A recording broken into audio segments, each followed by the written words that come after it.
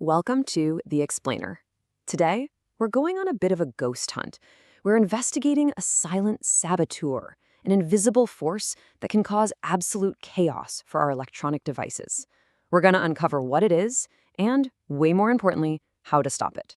Now, this deep dive is actually part 5 of a 10-part series, and it's all based on a super detailed report from the experts at RFI Detectives.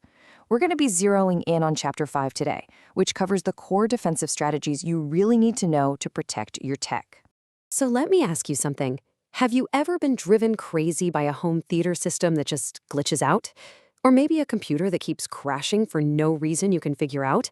Well, the culprit might just be something you can't see at all. Okay, so let's get right into it.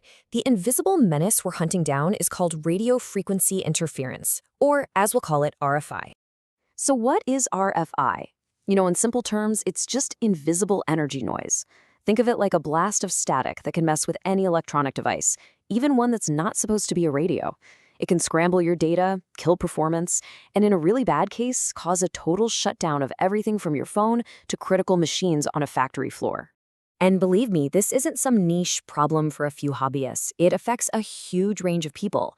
We're talking about tech fans trying to get their home theater just right, plant managers trying to keep a multi-million-dollar production line running, and even folks in healthcare who are responsible for life-saving equipment. It's everywhere. So why is this RFI stuff so hard to track down?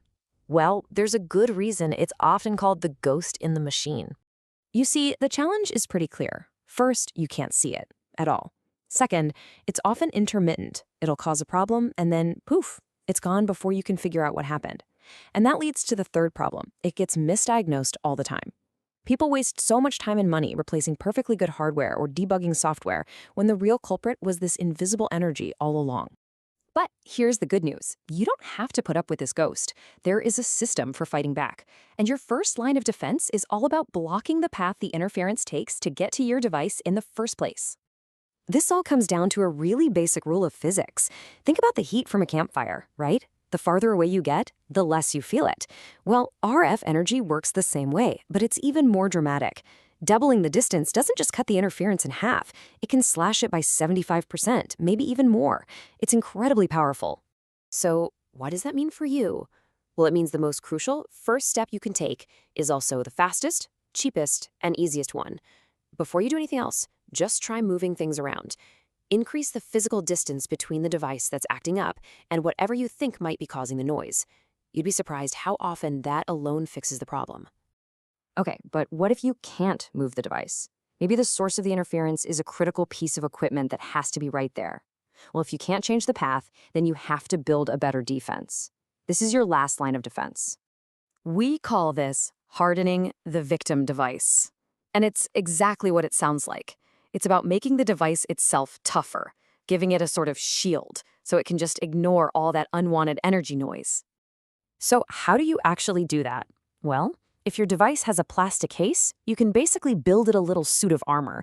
You can line the inside with adhesive foil tape or use special conductive paints. You'll want to seal up any gaps with these things called EMI gaskets.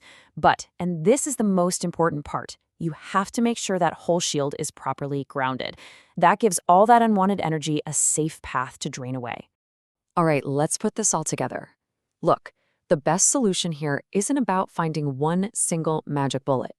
It's all about building a layered defense. Your first strategy always is to block the path. Use simple distance.